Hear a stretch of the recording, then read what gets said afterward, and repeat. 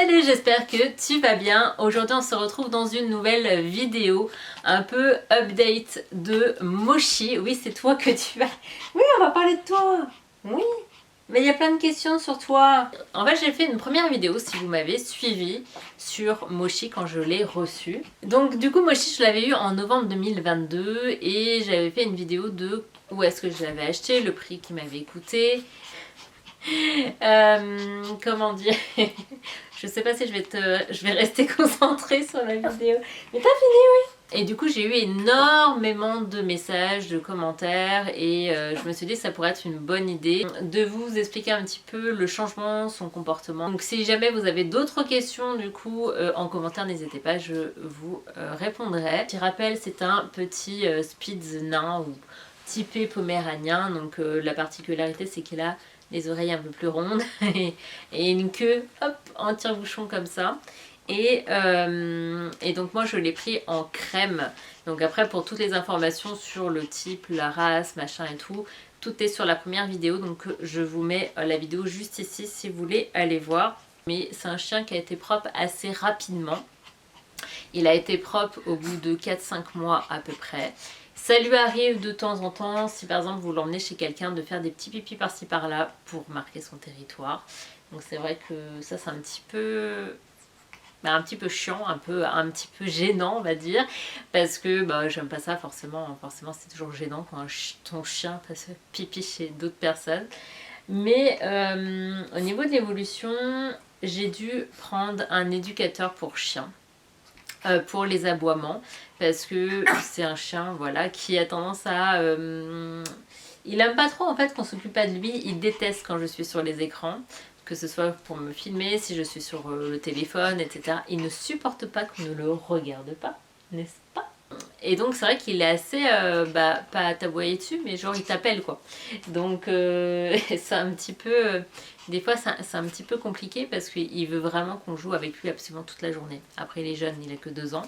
Donc voilà. Par rapport à ça, donc mis à part ça, c'est un chien qui est extrêmement câlin.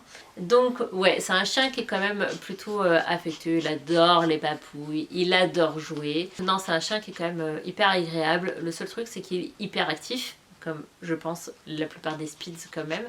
Il a du mal à se calmer, il passe son temps à courir, enfin il a du mal à se poser quand même. Au bout quand même des 2 ans, il arrive quand même à être moins à l'affût quand même de tout, donc ça lui arrive souvent d'être en mode panique, mais par exemple je pouvais pas genre juste mettre ma tête comme ça sans qu'il soit en panique, en mode oula attention elle s'approche de moi, donc il avait du mal à se poser, etc.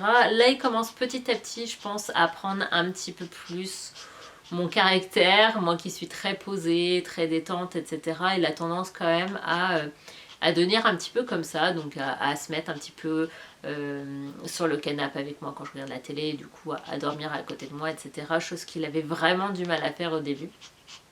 Donc ça c'est plutôt cool. Au niveau du poids, pour être honnête, je suis très déçue puisque j'avais justement cherché un peu partout et j'étais tombée donc sur Pomeranian Luxury qui est, enfin tout le monde connaît, donc c'est sur les réseaux sociaux, c'est sur Instagram, c'est un éleveur qui habite Paris mais qui travaille avec un élevage en Russie. Donc comme je vous l'avais dit lors de la première vidéo, c'était un petit peu, je savais pas trop quoi en penser, on a toujours peur que ce soit, enfin qu'on a peur. Honnêtement on sait plus ou moins quand même que c'est des ventes de chiens en nombre, etc.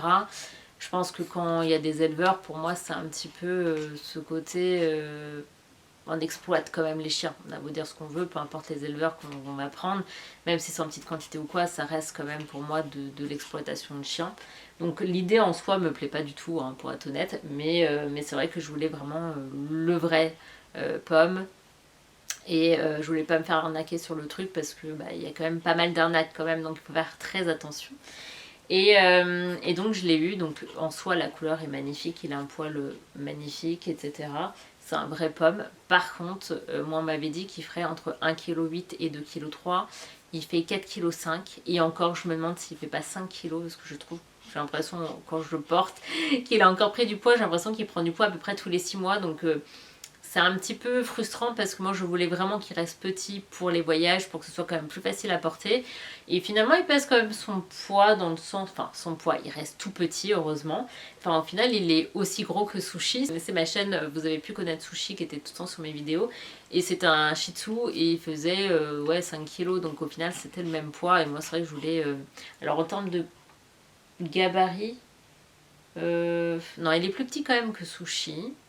Mais heureusement qu'il reste petit en taille quoi. Mais au niveau du poids, bah, c'est la même chose. Donc ça par contre je suis assez déçue. Et quand j'en avais parlé, elle m'avait dit oui, c'est parce que en fait, genre il mange le soir. Enfin, je vois pas trop le rapport. Enfin voilà, ça c'était vraiment le point qui était assez compliqué. Donc comme je vous l'ai dit, au niveau de la propreté, ça s'est fait quand même rapidement. Au niveau de l'entretien du poil, je l'emmène à peu près tous les 2 mois chez le toiletteur. Parce qu'il a un poil qui pousse quand même relativement vite. C'est un chien qui a tout le temps chaud, c'est impressionnant. Pour cet été, pourtant j'habite en Bretagne, on peut pas dire qu'on a eu une chaleur énorme, on devait être dans les 18-19, mais lui il était au bout de sa vie. C'est vraiment un chien d'hiver. J'avais acheté, vous savez, un parc. Finalement, je l'avais enlevé au bout de, je dirais, 8 à 10 mois, je sais plus exactement, mais à peu près ça. Après, honnêtement, il a jamais fait de bêtises, mais genre jamais. Il a juste attaqué une fois la petite lanière du canapé de ma mère et le câble de ma mère, je sais pas pourquoi il a fait ça. Mais en tout cas, mes affaires, il n'y a jamais touché. Il s'est pas attaqué une seule fois au meuble pour faire ses dents. Après, je lui ai acheté tellement de jouets qu'honnêtement, c'est vrai qu'il s'attaquait à rien. Il n'a jamais vraiment fait de bêtises. Le seul truc, je pense que je vais reprendre un éducateur pour chien pour qu'il puisse, comment dire, il est très sociable. Donc ça, c'est un super chien. C'est vrai qu'il, pas une seule fois, il a essayé de me mordre. Il n'a pas du tout un comportement agressif. Il a pas ce truc, genre pour se défendre, où il va vouloir te mordre pour quelque chose, même s'il a un truc dans la bouche et que tu veux l'enlever. J'ai juste à dire lâche, il a tendance à lâcher, ou alors même s'il veut pas, il va pas essayer de te mordre et tout. Donc ça, j'apprécie beaucoup qu'il a pas ce côté hyper agressif. Qu'est-ce que j'ai à dire? Mais par contre il est hyper social, donc en soi c'est une bonne chose et une mauvaise chose parce qu'il a tendance à vouloir sauter sur les gens comme ça, mais pour leur dire bonjour, sauf que les gens supportent pas, même s'il touche pas, hein, il se met juste sur ses 2 pattes arrière. En plus il est tout petit le chien et les gens n'aiment pas trop, donc ça c'est vrai que c'est un petit côté un petit peu chiant. Et puis même il veut s'arrêter à chaque fois, donc les balades elles sont pas reposantes, il a tendance à tirer tout le temps sur la laisse, il a du mal à rester à côté de toi, etc. Donc je pense que je vais prendre un éducateur pour vraiment qu'il apprenne à se canaliser un petit peu et vraiment à rester un peu à côté de toi quand même. Pour avoir des balades et même pour sa sécurité, parce que peu importe, hein, il voit un gros chien qui veut le bouffer, c'est déjà arrivé déjà 2-3 fois.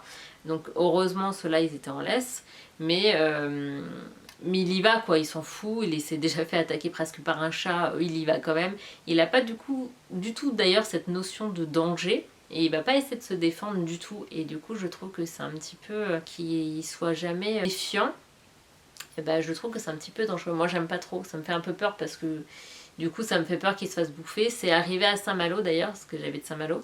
Enfin Saint-Suliac maintenant. Il y a un chien, un Spitz qui s'est fait bouffer il y a quelques semaines à Intramuros. Un chien qui était un gros chien qui n'était pas attaché encore. Moi personnellement c'est un truc qui m'énerve, mais enfin les petits chiens ils sont tout le temps attachés, les gros chiens sont jamais attachés et du coup ils se rendent pas compte que c'est un danger pour les enfants et pour les petits chiens. Et c'est un truc qui m'agace mais pas possible, c'est tellement pas compliqué d'attacher un chien. Enfin ça m'énerve. Et du coup le pauvre chien bah, il est mort étouffé. Voilà, il l'a secoué comme un jouet et puis il est mort comme ça. Donc moi c'est vraiment une crainte, surtout que Sushi, l'ancien chien que j'avais, il s'était déjà pris, on l'avait déjà attaqué par la gorge par un husky d'ailleurs. Et heureusement il lui avait rien fait, honnêtement je pense que c'était plus pour jouer, il l'avait juste traîné entre guillemets, mais il lui avait pas fait du mal. J'ai réussi à le récupérer quand même, mais j'étais en panique totale. Et lui c'est vrai que j'ai tellement peur parce qu'en plus il est pas très apprécié des chiens parce que je pense qu'il est trop turbulent. Et du coup les chiens ont tendance un petit peu à pas trop apprécier. Donc il faut faire attention par rapport à ça. Donc je pense que c'est important de prendre un éducateur ou une école de chiens, etc. pour un peu plus les canaliser, parce que ce sont des races qui adorent jouer, ils sont un peu surexcités. Donc je pense que ça pourrait être une bonne idée, entre guillemets, de trouver une solution pour ça, pour pour tout, hein, pour sa santé aussi, parce que des fois cardio, je me dis il va me lâcher le pauvre, tellement qu'il a un cœur qui bat tellement vite, et puis pour sa sécurité surtout, donc voilà mon amour, oui, mais sinon c'est un chien qui est quand même extra, donc voilà. Ah, mon amour. Mais en tout cas, j'ai été en Airbnb pour un déplacement professionnel l'autre jour. Et il a été impeccable. Donc comme quoi, il arrive quand même à s'adapter à des situations. Je l'avais laissé au Airbnb tout seul. Il n'a pas bougé. Il s'est resté tout seul toute la journée sans problème. Et au final, il aboie. Surtout qu'en fait, il a envie de jouer. Et qu'il voilà, il est dans le jardin. Et s'il voit un chat, c'est pas possible. Des fois, quand il entend des gens aussi, la porte, il a tendance à aboyer pas mal. Mais sinon, franchement, ça va. Hein? Qu'est-ce que t'en penses? Ça va? Je pense que je vous ai tout dit. En tout cas, si vous avez d'autres questions, n'hésitez pas. Je répondrai avec plaisir. En tout cas, c'est un amour de chien quand même. Un peu surexcité, mais il est quand même génial. Et là, il va bientôt chez le toiletteur. D'ailleurs, il va aller chez le toiletteur la semaine prochaine parce que là, c'est une touffe de poils. Et donc voilà. En tout cas, je vous fais des millions de bisous et je vous dis à très vite dans une prochaine vidéo. Bye!